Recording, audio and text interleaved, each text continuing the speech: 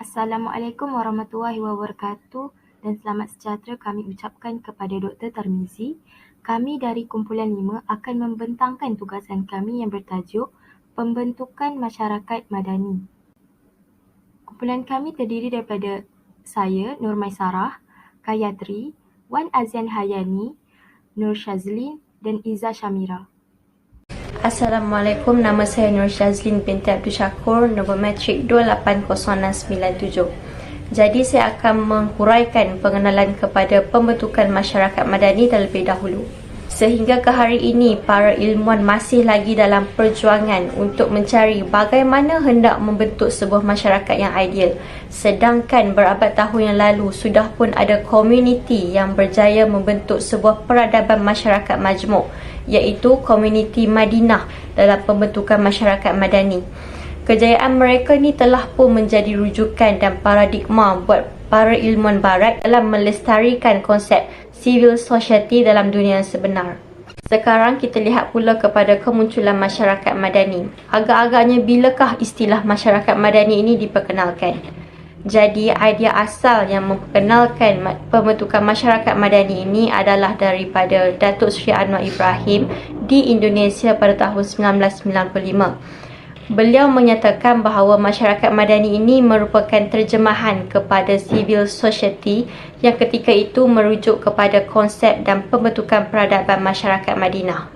Di kota Madinah, pembentukan masyarakat madani bermula di bawah pimpinan Nabi Muhammad apabila baginda bersama-sama masyarakatnya menerapkan dasar-dasar masyarakat madani dalam menguruskan kehidupan harian melalui pelaksanaan Piagam Madinah.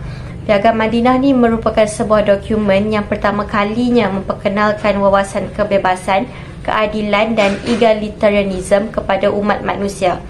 Wawasan ini diterapkan untuk semua masyarakat tanpa mengira kaum dan agama untuk melahirkan masyarakat yang adil, bersifat terbuka dan demokratis, berlandaskan iman dan takwa. Perkara inilah yang dilakukan oleh Nabi Muhammad selama 10 tahun dalam membangunkan kota Madinah dan masyarakatnya. Jadi, kewujudan konsep masyarakat madani ini telah membuktikan kebolehan dan intelektual Muslim yang dinamik berjaya mempraktikkan ajaran Islam dalam pembentukan kehidupan masyarakat. Masyarakat Madinah inilah menjadi titik permulaan terhadap perkembangan konsep masyarakat madani dalam masyarakat Islam moden pada hari ini. Seterusnya, kita lihat pula kepada konsep masyarakat madani. Jadi, apa itu masyarakat madani? Masyarakat madani ni dia mendapat pelbagai pandangan daripada para pengkaji mengenai konsep ataupun makna masyarakat madani itu sendiri. Jadi sini terdapat beberapa konsep ataupun pandangan masyarakat madani. Pertama sekali, masyarakat madani dapat didefinisikan sebagai sebuah masyarakat yang bertamadun dalam membina, menghayati dan memberi makna dalam kehidupan. Maksudnya masyarakat madani ini merupakan sebuah masyarakat yang terbuka, egalitarianism dan bertolak ansur terhadap dasar nilai etika moral transcendental yang berasal daripada wahyu Allah. Pandangan yang kedua pula, masyarakat madani ini dapat dirumuskan sebagai sebuah masyarakat yang demokratik, menjunjung nilai etika dan moral, bertolak ansur, berpotensi, bercita-cita tinggi dan diberi kebebasan. Yang paling utamanya ialah masyarakat yang demokratik. Selain itu, konsep masyarakat madani ini juga berbeza dari perspektif barat dan juga perspektif Islam. Ramai pengkaji dia menyatakan istilah masyarakat madani itu merupakan terjemahan kepada civil society, yang mana konsep civil society adalah daripada perspektif barat. Civil society ni berasal daripada bahasa Latin civilis societas. Perkataan ini digunakan pertama kali oleh penulis Rom iaitu Marcus Tullius Cicero. Menurut beliau, civil society merupakan tanggapan kuno tentang sebuah republik terhadap gejala individu dan masyarakat. Beliau menyatakan masyarakat civil society ini merupakan sebuah masyarakat politik yang menggunakan kod hukum sebagai dasar pengaturan kehidupan mereka. Jadi berbeza pula dalam perspektif Islam berdasarkan kepada cendekiawan Muslim Indonesia Nurcholish Madjid. Beliau menyatakan bahawa istilah masyarakat madani dari perspektif Islam ni adalah berbeza daripada terjemahan istilah civil society, memandangkan pembentukan masyarakat yang berbeza perwatakannya jika dibandingkan dengan pembentukan masyarakat oleh Rasulullah di Madinah. Istilah masyarakat madani ini terbentuk melalui pembentukan bahasa Arab iaitu al-din yang bermaksud agama, pembentukan makna al-tamadun bermaksud tamadun, dan hasil gabungan kedua-dua perkataan ini membentuk al-Madinah iaitu kota. Justeru terjemahan atau konsep masyarakat madani ini mengandungi 3 prinsip utama iaitu agama adalah sumber, tamadun adalah proses dan kota adalah hasilnya. Jelaslah di sini bahawa istilah masyarakat madani ini adalah berbeza daripada perspektif barat iaitu civil society dan juga perspektif Islam. Assalamualaikum warahmatullahi wabarakatuh. Saya Nurmaisara binti Muhammad Syakri, nombor matrik 277446, akan menyambung pembentangan iaitu perbezaan masyarakat madani dengan civil society. Datuk Seri Anwar Ibrahim yang merupakan Menteri Kewangan dan Timbalan Perdana Menteri Malaysia pada masa itu telah membawa gagasan masyarakat madani dalam ucapannya di Simposium Kebangsaan yang diadakan di Forum Saintifik Festival Istiqlal pada 26 September 1995. Anwar Ibrahim menggunakan perkataan masyarakat madani sebagai terjemahan kepada civil society. Dalam kajiannya baru-baru ini, istilah masyarakat madani ini merupakan hasil pemikiran daripada ahli falsafah kontemporari Malaysia iaitu Prof. Naqib Al-Attas. Menurut sesetengah pihak, masyarakat madani menegakkan demokrasi, hak asasi manusia, toleransi dan pluralisme. Model masyarakat madani juga dipromosikan sebagai jenis masyarakat Malaysia yang ideal untuk membina integriti sosial dan juga integriti negara kerana Malaysia adalah sebuah negara majmuk dan pluralistik. Memang benar bahawa ia boleh mencabar untuk mencari istilah masyarakat madani dalam kesusasteraan Malaysia. Di samping halangan psikologi untuk menggunakan frasa tertentu yang bernuansa Arab Islam, cabaran ini juga disebabkan oleh kekurangan bukti konkret penerapan nilai-nilai masyarakat madaniyah dalam tradisi kehidupan sosial dan politik Malaysia. Frasa masyarakat madani sering digunakan secara sinonim atau bergantian dengan istilah civil society, koinonia politicae dalam bahasa Yunani dan societas civilis dalam bahasa Rom. Ini dapat difikirkan kerana walaupun berasal dari sistem budaya yang berasingan di dalam negara, namun kedua-dua makna berkongsi banyak ciri asas. Masyarakat dalam sesebuah negara yang ditadbir oleh undang-undang agama dan digunakan untuk menggambarkan tradisi Arab Islam dirujuk sebagai masyarakat madani, manakala komponen di luar negara iaitu tradisi barat bukan Islam dirujuk sebagai civil society. Menurut Jainuri Sufianto 2001, jika perbezaan ini berkaitan dengan konteks di mana istilah itu muncul, ia mungkin mempunyai pelbagai makna seperti yang dipetik dalam civil society dengan masyarakat madani sama atau berbeza 2017. Ahli sosiologi Syed Farid Al-Attas bersetuju dengan Syed Muhammad Naqib Al-Attas yang mengatakan bahawa kedua-dua konsep masyarakat madani dan civil society tidak sama. Kata akar din berfungsi sebagai asas bagi nama madani, Madinah, bandar dan ad-din, agama.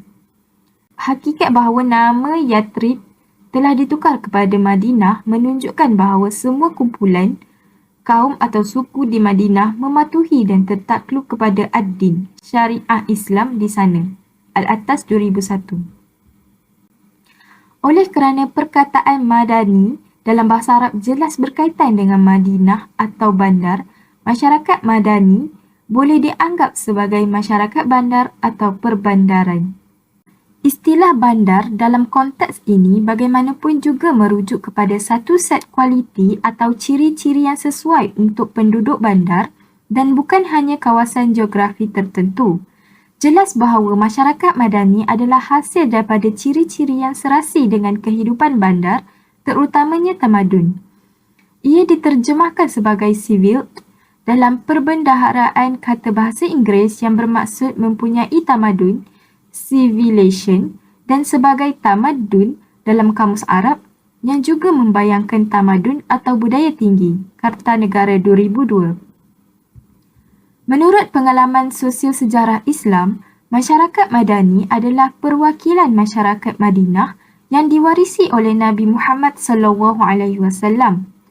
Menurut pakar terkemuka dalam sosiologi agama iaitu Robert N. Bellah, masyarakat Madani ini adalah masyarakat pada era dan mempunyai kehidupan yang sangat moden, bahkan terlalu moden sehingga Rasulullah SAW wafat. Timur Tengah dan umat manusia pada masa itu tidak bersedia dengan infrastruktur sosial yang diperlukan untuk menyokong susunan sosial moden seperti yang pernah dihasratkan oleh Rasulullah SAW. Dalam Islam, negara bertanggungjawab mentadbir hal ehwal masyarakat. Pandangan Islam terhadap negara berbeza daripada liberalisme dan kapitalisme kerana ia melihat negara sebagai institusi yang menjaga keperluan rakyat, kelompok dan masyarakat secara keseluruhan, baik di dalam dan di luar negara, di samping mengenakan sekatan ke atas hak dan kewajipan setiap pihak.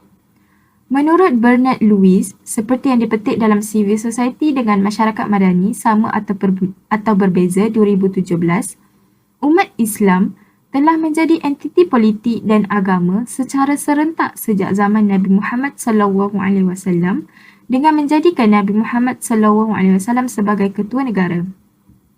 Akhirnya, jelas bahawa dari segi sejarah tidak ada hubungan sama sekali antara idea masyarakat Madani dan civil society. Perjuangan Nabi Muhammad SAW terhadap keadaan jahiliah masyarakat Arab Quraisy di Mekah menimbulkan masyarakat Madani. Beliau berjuang untuk kedaulatan supaya semua kumpulan di Madinah dibebaskan, melindungi hak mereka dan umat Islam boleh bebas mengamalkan agama mereka di bawah perlindungan undang-undang yang dipersetujui bersama. Akibatnya, Piagam Madinah telah diwujudkan hasil daripada persetujuan penduduk bandar di kalangan orang Madinah. Perlembagaan pertama masyarakat bandar. Itu sahaja daripada saya serahkan kepada pembentang seterusnya. Selamat sejahtera semua, pelaksanaan penerapan idea masyarakat Madani dalam kalangan masyarakat sekarang adalah sangat penting untuk membentuk tingkah laku yang baik dalam diri mereka. Penerapan idea masyarakat Madani dalam kalangan masyarakat sekarang ini adalah mengikut aspek keadilan sosial. Keadilan sosial ini merupakan salah satu komponen yang terpenting dalam menjadikan sebuah kerajaan yang adil dan beramanah dalam pentadbiran negara. Menurut peruntukan Perlembagaan Persekutuan, perlindungan hak asasi masyarakat merupakan satu kewajipan bagi negara Malaysia. Pada masa sekarang, isu yang paling ketara yang berlaku dalam kalangan masyarakat ialah isu keadilan sosial dari aspek hubungan antara kaum. Hal ini demikian kerana terdapat sebilangan rakyat Malaysia yang masih sangat eksklusif antara satu sama lain dan ini juga boleh membawa kepada prasangka, stereotip dan syakwasangka antara masyarakat yang berbilang kaum. Oleh itu, penerapan idea masyarakat Madani dalam aspek keadilan sosial ini adalah sangat relevan kerana menurut masyarakat Madani, sesebuah masyarakat yang berbilang kaum perlulah mempunyai sikap toleransi dan minda terbuka dalam menerima budaya orang lain dan percaya bahawa budaya yang berbeza-beza tersebut akan membawa kita perkara yang baik daripada Tuhan. Selain daripada itu, masyarakat Madani juga mengamalkan prinsip pluralisme yang diakui bahawa adanya keberagaman dalam masyarakat. Oleh itu, masyarakat tersebut menerima perbezaan ras dan suku dalam rakyat dan bertindak secara bijak dalam soal keadilan sosial tanpa menyebelahi mana-mana kaum. Jadi, penerapan idea masyarakat Madani dalam kalangan masyarakat sekarang ini adalah sangat relevan dalam mengekalkan keadilan sosial dalam kalangan masyarakat zaman sekarang di negara ini. Menurut Profesor Dr. Syed, peradaban adalah keadaan kehidupan manusia yang bermasyarakat yang mencapai tahap etika, kehalusan tata susila dan kebudayaan yang mulia di seluruh masyarakat. Peradaban yang tinggi dalam kalangan masyarakat akan membentuk budaya masyarakat yang bersopan santun dari segi tingkah laku, percakapan dan juga cara pemakaian mereka. Namun, pada masa sekarang, segelintir rakyat Malaysia tidak lagi mempertimbangkan penghayatan nilai murni dan etika dalam negara kerana mereka lebih cenderung untuk terikut dengan perkara-perkara yang boleh membawa kepada keruntuhan peradaban.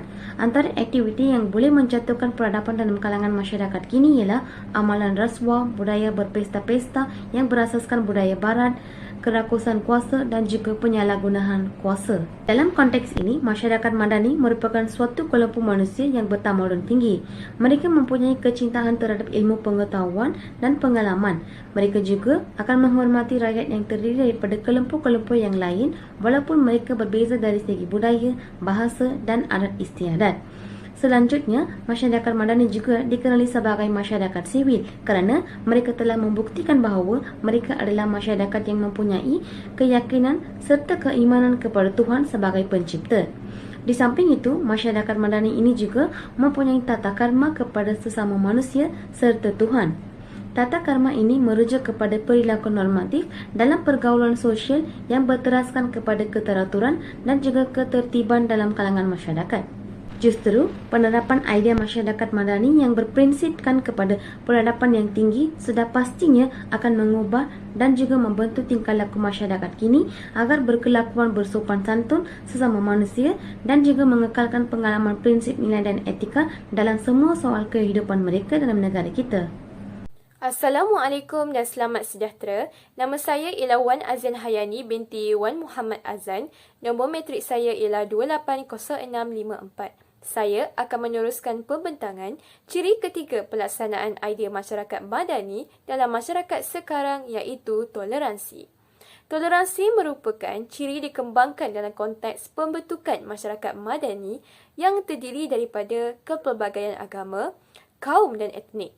Hal ini bermaksud setiap penganut agama perlu mengamalkan toleransi iaitu sikap menghormati antara satu sama lain termasuk memahami nilai murni antara agama, perayaan serta kepercayaan agama lain. Menurut Nur College Masjid dan Hamka dalam kajian Gunawan, Hidayat dan Shobron pada tahun 2015, prinsip toleransi ini penting dalam menjalankan kehidupan beragama yang memerlukan masyarakat menghormati kebebasan beragama. Hal ini bertepatan dengan idea pembentukan masyarakat madani di mana setiap individu bebas menganut pelbagai agama tanpa sekatan, tetapi sifat toleransi perlu dipupuk dalam diri iaitu saling menghormati perbezaan agama dan budaya tanpa mencetuskan konflik agama. Menurut Nur College Masjid, toleransi merupakan soal pengajaran dan kewajipan melaksanakan ajaran agama. Jika toleransi membentuk hubungan sosial yang baik antara kumpulan yang berbeza, maka hasil ini dikatakan sebagai hikmah atau manfaat daripada pelaksanaan ajaran yang benar. Selain itu, sikap toleransi dalam diri individu terbentuk dari kesedaran diri individu untuk menghormati dan menghargai pendapat dan aktiviti yang dilakukan oleh kumpulan individu yang lain menurut Hamka. Kesan kewujudan sikap toleransi dalam diri setiap individu menyebabkan masyarakat diberi kebebasan beragama untuk menganut agama mereka, mereka berasa dihormati, mengakui kedudukan mereka dan mereka diberikan kesempatan untuk hidup bersama sebagai sebuah masyarakat madani. Hal ini relevan dengan kisah Rasulullah SAW yang berjaya menguruskan masyarakat majmuk di Madinah dan mengiktiraf masyarakat Islam dan masyarakat bukan Islam sebagai warga negara melalui konsep ummah berdasarkan Piagam Madinah. Madinah merupakan sebagai landasan normatif bagi sikap toleransi dan merupakan negara pertama yang berjaya menunjukkan pembentukan masyarakat madani di bawah pimpinan Rasulullah SAW. Prinsip toleransi dalam perspektif keagamaan turut ditemui dalam Al-Quran surah An'am ayat 108 iaitu ayat ini bermaksud persaudaraan tidak hanya tertumpu sesama Muslim tetapi juga masyarakat bukan Muslim. Seterusnya, toleransi ini juga bermaksud membenarkan, menghargai dan membiarkan pandangan, pendapat, tingkah laku, tabiat dan kepercayaan berbeza atau bercanggah dengan pendirian diri sendiri menurut Hamali pada tahun 2011. Berdasarkan konteks masyarakat madani, sikap toleransi ini adalah sangat relevan diterapkan dalam masyarakat kini untuk mengelakkan sebarang rusuhan, pergolakan dan perselisihan faham antara kumpulan masyarakat yang mempunyai perbezaan agama dari segi aktiviti keagamaan, ajaran dan budaya. Konsep toleransi ini menjamin keharmonian beragama dalam masyarakat dan mendorong kepada pembentukan masyarakat madani pada zaman moden kini. Ciri keempat pelaksanaan idea masyarakat madani dalam masyarakat sekarang ialah penguasaan pemikiran aras tinggi dalam bidang pendidikan. Perkembangan potensi pemikiran aras tinggi dalam kalangan pelajar merupakan ciri pembentukan masyarakat madani menurut Mansur 2020. Hal ini dikatakan demikian kerana untuk membentuk individu yang berkebolehan untuk mengawal akal dan fikiran untuk menghadapi pelbagai liku kehidupan dengan efektif, sekaligus mereka dapat bekerjasama untuk membina persekitaran harmoni demi kesejahteraan dalam masyarakat. Pembentukan masyarakat madani memerlukan setiap individu untuk menghayati ilmu atau menguasai pemikiran aras tinggi.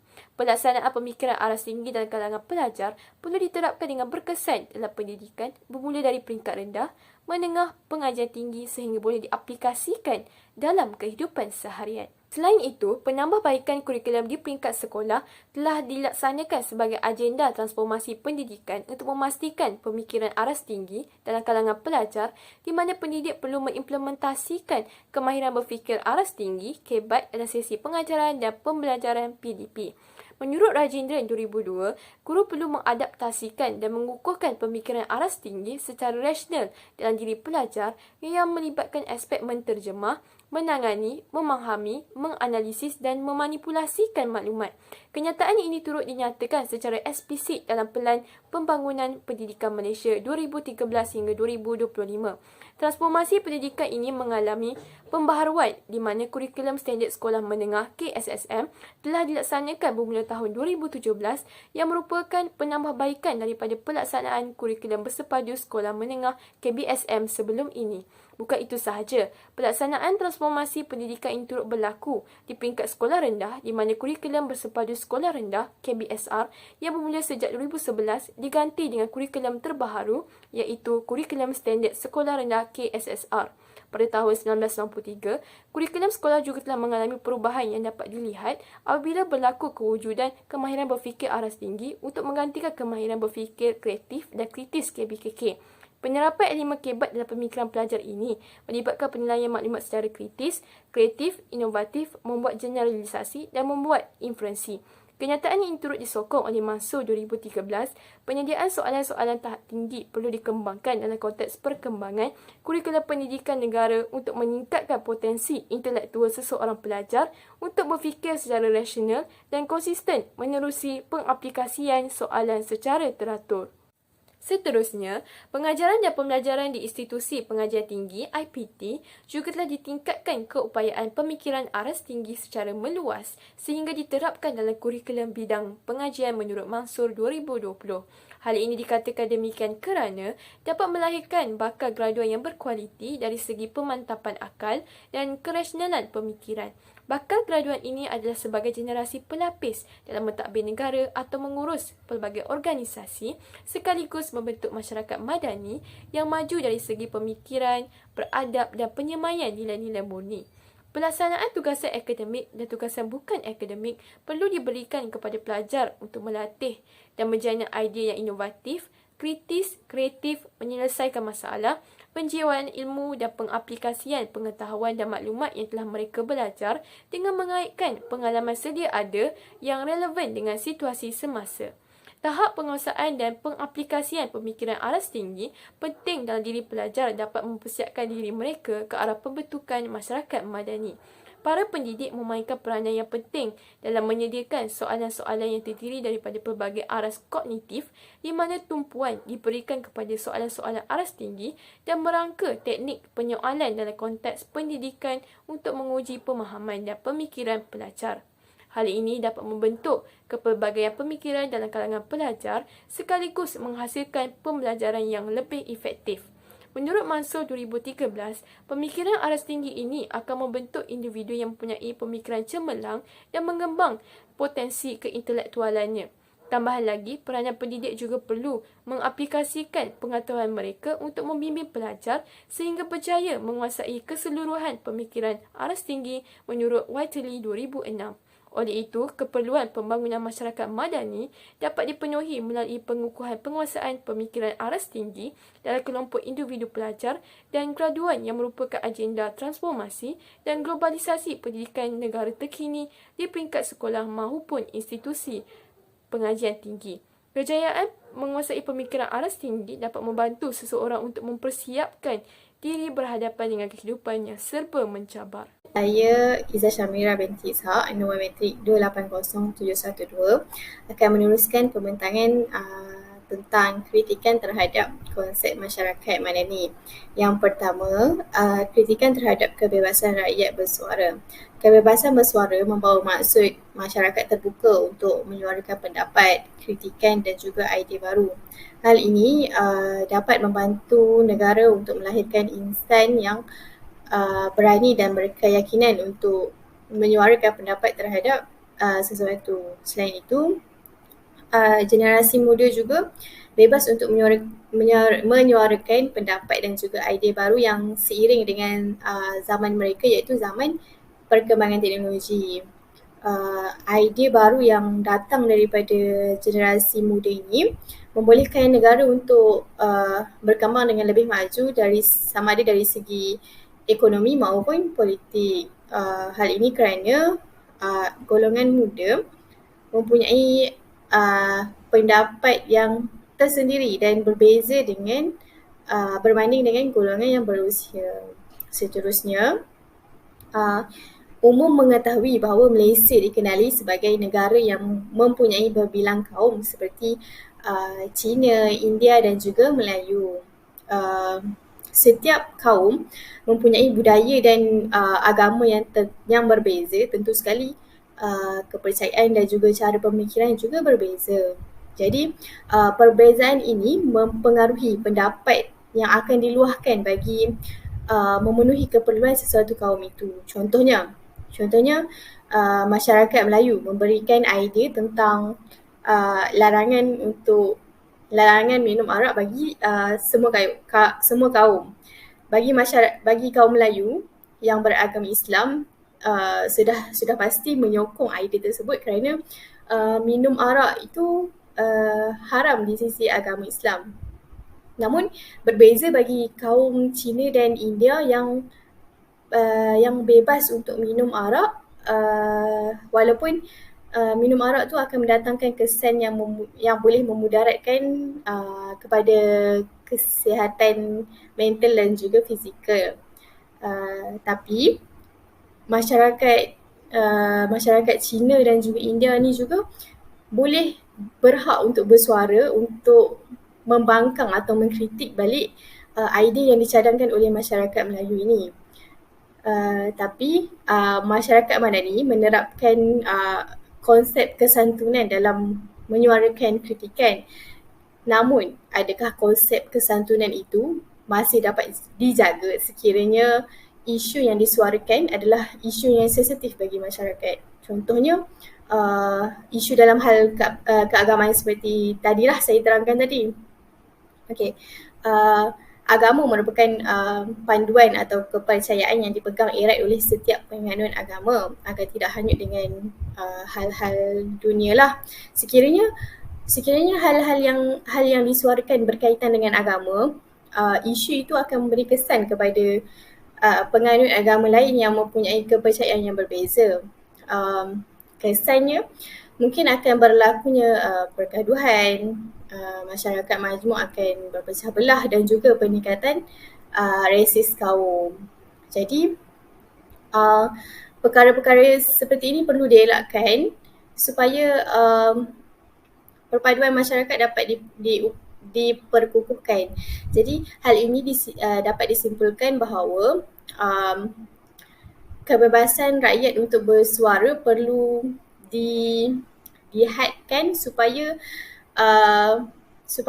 isu yang disentuh tersebut tidak menyentuh sensitiviti masyarakat. Jadi apabila tidak menyentuh sensitiviti masyarakat, maka perpaduan masyarakat juga dapat diperkukuhkan. Okey, kritikan yang kedua adalah kritikan terhadap sikap pemerintah. Masyarakat Madani memegang prinsip keadilan serta menolak amalan rasuah. Apa itu keadilan? Keadilan membawa maksud menuntut penyelesaian yang adil bagi semua pihak menurut Kamus Dewan Bahasa.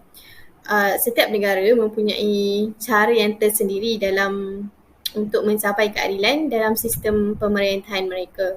Begitu juga dengan Malaysia yang sedaya upaya untuk menegakkan keadilan bagi semua masyarakat Malaysia. Manakala rasuah pula adalah penerimaan atau pemberian suapan sebagai upah atau dorongan untuk individu supaya melakukan atau tidak melakukan perkara berkaitan dengan tugas rasmi. Terdapat banyak bentuk suapan, contohnya dalam bentuk wang, hadiah, bonus, jawatan dan juga upah. Okey, akhbar tempatan melaporkan banyak kes yang berkaitan rasuah yang membabitkan penjawat awam yang terlibat dalam jenayah rasuah. Punca utama individu menerima rasuah adalah masalah kewangan. Jadi di sini para pemimpin perlu memainkan peranan penting dalam membanteras kegiatan rasuah ini daripada berleluasa. Namun begitu, adakah keadilan masih dapat ditegakkan sekiranya golongan pemimpin atau pemerintah ini sendiri terlibat dalam melakukan jenayah rasuah atas kepentingan diri mereka sendiri? Seperti yang kita tahu, pemimpin negara menggalas tanggungjawab dan bebanan yang besar dalam menjalankan tugas mereka untuk memastikan kesejahteraan masyarakat. Setiap pemimpin mempunyai cara tersendiri untuk melaksanakan atau menjalankan tanggungjawab mereka. Begitu juga dengan pendapat atau tanggapan mereka terhadap tanggungjawab yang perlu digalas. Tanggapan ini berbeza bagi setiap individu kerana ada yang berpendapat bahawa tanggungjawab ni perlu dilaksanakan atau perlu dijalankan dengan jujur, bersungguh-sungguh, telus tanpa mengharapkan balasan. Namun adakah semua pemimpin mempunyai pandangan atau pemikiran yang sedemikian? Seiring dengan tanggungjawab yang besar yang digalas, pemimpin diberikan gaji yang selayaknya dan juga kuasa dalam menentukan alternatif yang berkesan untuk membantu rakyat untuk meningkatkan taraf hidup mereka. Tapi masih terdapat pemimpin yang gila kuasa sehingga melakukan jenayah rasuah untuk kepentingan diri sendiri. Tak perlu meninjau sampai ke luar negara. Malaysia sendiri mempunyai pemimpin yang terlibat dalam jenayah rasuah. Rasuah ni sering dikaitkan dengan politik, iaitu rasuah yang berlaku ketika musim pilihan raya. Bayangkan sebelum menjadi pemimpin lagi dah amalkan amalan rasuah ni. Macam mana pula kalau individu yang amalkan rasuah ni dipilih untuk menjadi seorang pemimpin. Jadi sekiranya terdapat pemimpin yang mengamalkan amalan rasuah ni, maka hancurlah kemakmuran dan kesejahteraan negara kita yang selama ni dijaga rapi. Di sini menunjukkan bahawa kesedaran pemimpin tentang pentingnya menjalankan tanggungjawab dengan telus perlu dikukuhkan supaya rakyat dapat menerima faedah dan bantuan yang sepatutnya. Namun bagi mengubah sesuatu yang sudah menjadi kebiasaan akan mengambil masa yang lama. Takat ini itu sahaja daripada saya. Saya akan menyerahkan kepada pementang yang seterusnya. Terima kasih. Sebelum kita pergi kepada kesimpulan, bahagian ini adalah refleksi pandangan kumpulan kami terhadap pembentukan masyarakat madani. Berdasarkan penulisan ini, sedikit sebanyak telah membantu dan mengajar kami dalam mengenal pasti, mengkaji dan menelusuri konsep dan peradaban masyarakat madani dengan lebih teliti dan mendalam. Maka dengan itu, kami telah bersependapat bahawa konsep masyarakat madani ni adalah sangat wajar untuk diterapkan dalam kalangan masyarakat sekarang bagi membangunkan Malaysia ke arah yang lebih baik dan holistik. Walaupun keinginan untuk membentuk sebuah masyarakat yang bertamadun tu akan mengambil masa yang lama, namun tiada perkara yang mustahil sekiranya kita saling bersatu dan percaya kepada pemimpin untuk membawa satu pembaharuan kepada negara kita seperti mana yang telah dilakukan oleh Nabi Muhammad kepada masyarakat Madinah. Kita juga sebenarnya mampu untuk membentuk sebuah masyarakat madani oleh kerana kita tidak mempunyai banyak perbezaan dengan masyarakat Madinah. Sebagai contoh, kita lihat kepada kepelbagaian kaum dan agama dalam kedua-dua bandar ini. Malaysia adalah negara yang mengangkat martabat agama Islam sebagai agama rasmi seperti telah termaktub dalam perlembagaan dan juga rukun negara. Oleh kerana penganut agama Islam lebih mendominasi negara kita, masyarakat Malaysia sangat menitik beratkan nilai agama dan kepercayaan. Walau bagaimanapun, kepelbagaian kaum agama ni telah mewujudkan isu sensitif dan dapat mencetuskan isu perkauman sekiranya tidak dikawal dengan baik. Kita tidak ingin tragedi rusuhan kaum 16 Mei 1969 berulang kembali. Kita lihat pula kepada Madinah, juga diduduki oleh masyarakat yang berbilang kaum, agama dan etnik. Tetapi perbezaan ini tak menjadi penghalang buat mereka untuk hidup secara harmoni dan saling bertolak ansur antara satu sama lain. Sehingga ke hari ini mereka berjaya menjaga ketenteraman itu dan saling berkasih sayang sesama mereka tanpa mengira sesiapa pun. Keamanan yang diperoleh ini hanya bergantung kepada satu perlembagaan yang diasaskan oleh Nabi Muhammad dan telah membuktikan bahawa agama merupakan medium perpaduan dan bukannya sebagai medium perpecahan. Perkara ini telah menunjukkan bahawa masyarakat Malaysia juga mampu untuk berbuat sedemikian. Walaupun perpaduan tidak dapat dicapai dalam masa sehari, tetapi nilai ini perlu disokong oleh pendidikan sepanjang hayat dan nilai penghayatan yang tinggi untuk membuatkan setiap bangsa bersatu serta memerlukan kerjasama daripada semua pihak. Sebagaimana junjungan Nabi Muhammad tetap bersabar dan sentiasa meneruskan jihad baginda walaupun pelbagai cabaran dan arang melintang. Jadi, Malaysia juga mampu untuk meneruskan perjuangan dan jihad kita bagi mencapai matlamat yang ingin dihajati. Selain berjihad menghayati agama Islam bagi merealisasikan masyarakat madani, jihad juga dapat dilakukan dalam beberapa bidang utama seperti bidang politik, ekonomi dan sosial bagi membangunkan negara. Pertama sekali ialah jihad politik. Jihad politik ni merupakan jihad utama dalam sesebuah negara kerana ia akan mempengaruhi kehidupan harian masyarakat. Jadi jihad politik menjurus kepada penghayatan nilai dan prinsip kehidupan dalam berpolitik. Antara jihad politik yang kita boleh lakukan di sini saya senaraikan 3. Pertama sekali, membentuk masyarakat demokrasi yang berpegang kepada konsep insaniah berlandaskan prinsip akhlak dan hukum, bukannya nafsu dan mengembalikan nilai kemanusiaan. Yang kedua, mewujudkan politik yang bersih dari aspek matlamat, sistem dan corak pemerintahan.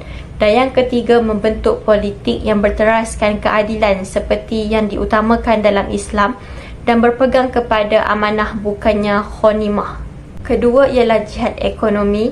Apa yang kita boleh lakukan? Pertama sekali, ekonomi yang bersifat pelbagai serta seimbang dalam pelbagai sektor. Yang kedua, ekonomi yang tangkas, berdikari atas kelebihan sendiri dan mampu membuat penyesuaian mengikut keadaan yang sentiasa berubah. Dan yang akhir sekali, ekonomi yang menjunjung etika kerja yang unggul, kualiti dan mutu serta kegairahan terhadap kecemerlangan. Dan yang terakhir adalah jihad sosial. Jihad sosial pula dapat dilakukan dalam mengukuhkan akhlak masyarakat supaya dapat memantapkan jati diri dan mampu mengharungi cabaran zaman yang kian berleluasa. Yang kedua, mengukuhkan institusi kekeluargaan kerana berperanan sebagai penaung dan penyebaran nilai yang baik dalam masyarakat. Dan yang terakhir sekali adalah pemupukan nilai-nilai yang positif dalam diri masyarakat seperti hormat menghormati, menghayati budaya ilmu dan menjaga akhlak serta maruah. Jadi, semangat jihad itu sendiri penting untuk dipupuk dan dihayati oleh setiap masyarakat Islam, khususnya supaya kita dapat membawa perubahan dan memberi sinar harapan dalam membentuk sebuah masyarakat yang harmoni dan sejahtera. Seperti umum mengetahui, konsep pembentukan masyarakat madani ini bukanlah antara usaha yang pertama dilakukan oleh kerajaan untuk membangunkan masyarakat. Sebelum ni kita diperkenalkan dengan wawasan 2020 bagi melahirkan sebuah negara dan masyarakat yang maju, di mana lewat tahun 2020 Malaysia bakal menjadi sebuah negara yang maju setanding dengan negara maju yang lain menggunakan acuan pembangunan kita sendiri. Dalam mencapai cita-cita tersebut, kita bakal menggunakan pengalaman dan pandangan serta nilai-nilai agama dan budaya untuk mewujudkan acuan sendiri tanpa mencontohi model negara yang lain. Wawasan 2020 ni seiring dengan perjuangan Datuk Seri Anwar Ibrahim dalam tuntutan falsafah masyarakat madani. Di bawah pemerintahan kerajaan yang kini, pada tanggal 19 Januari 2023, Datuk Seri Anwar Ibrahim telah pun mengumumkan kerangka dasar baharu Malaysia, iaitu menuju Malaysia Madani. Berdasarkan kepada pengalaman dan kesilapan, dibaik pulih dengan penambahbaikan, beliau ingin menerapkan konsep masyarakat madani bagi membangunkan masyarakat Malaysia. Konsep keluarga Malaysia sebelum ini sudah pun ditukar ganti dengan membangun Malaysia Madani di bawah pimpinan Datuk Seri Anwar Ibrahim. Dasar membangun Malaysia Madani ini mempunyai 6 tonggak utama yang terdiri daripada perkataan madani itu sendiri. Jadi kita akan lihat satu persatu. M merupakan kemampanan, A kesejahteraan, D daya cipta, A hormat, N keyakinan dan I ihsan. Matlamat dasar ini bukan sahaja menyelesaikan masalah dan memenuhi keperluan semasa, tetapi juga memberi fokus untuk membentuk masa hadapan serta potensi dengan mengambil kira dan memperkukuhkan 6 elemen tersebut untuk membangunkan masyarakat Malaysia. Jadi, secara keseluruhan, usaha yang dilakukan oleh kerajaan bagi melahirkan masyarakat Malaysia yang lebih baik harus dipuji dan diberi sokongan oleh semua pihak. Sebagai rakyat, kita perlulah percaya kepada pemimpin seperti mana masyarakat Madinah yang percaya kepada pimpinan Nabi Muhammad untuk membentuk kota Madinah. Daripada kita menghukum, tumpuan harus diberikan kepada manfaat yang bakal rakyat peroleh. Pembentukan Malaysia Madani perlu selari dengan tuntutan yang diperjuangkan oleh agama Islam, iaitu sifat kemanusiaan itu sendiri. Setiap kerangka dasar seperti yang telah dirancang perlu dipraktikkan dengan melaksanakannya bersama jihad politik yang sebenar. Konsep menuju Malaysia Madani ini perlulah dilunaskan, bukan hanya sekadar bercakap kosong, supaya masyarakat yakin dan percaya bahawa pemimpin mampu untuk membuat perubahan serta memberi nafas dan wajah baharu kepada Malaysia. Okey, terima kasih Syazlin. Saya akan meneruskan dengan kesimpulan. Pembentukan masyarakat madani merupakan gagasan pemikiran Perdana Menteri ke-10 iaitu Datuk Seri Anwar Ibrahim pada tahun 1996. Kini konsep masyarakat madani diterapkan dalam pentadbiran Malaysia kerana Datuk Seri Anwar dah jadi kita punya Perdana Menteri kan, jadi beliau menerapkan gagasan pemikiran beliau dalam sistem pemerintahan beliau. Terdapat banyak manfaat yang akan diperoleh sekiranya pembentukan masyarakat madani ini berjaya dibentuk. Namun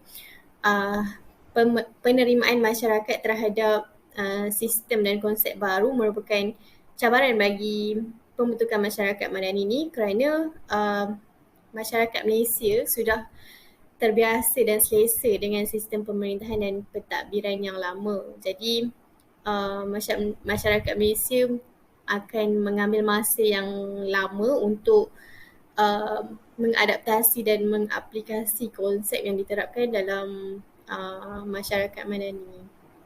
Terdapat juga beberapa kritikan terhadap konsep pembentukan masyarakat madani yang perlu dititik beratkan supaya tindakan dapat diambil dalam keadaan segera, supaya kritikan-kritikan ni dapat menambah baikkan konsep yang diterapkan dalam masyarakat madani. Okey, justru kerajaan perlu sentiasa memberi sokongan dan galakan kepada rakyat untuk bersama-sama menjayakan masyarakat Malaysia madani. Bukan rakyat semata-mata yang perlu berusaha, malah menteri-menteri dan pemimpin juga perlu mempersiapkan diri dan meningkatkan usaha dalam memberikan kerjasama untuk melaksanakan konsep masyarakat madani ini. Natijahnya, rakyat dan pihak kerajaan perlu saling berganding bahu agar matlamat pembentukan masyarakat madani ini berjaya dicapai. Okey, sekian itu sahaja daripada kumpulan kami. Terima kasih.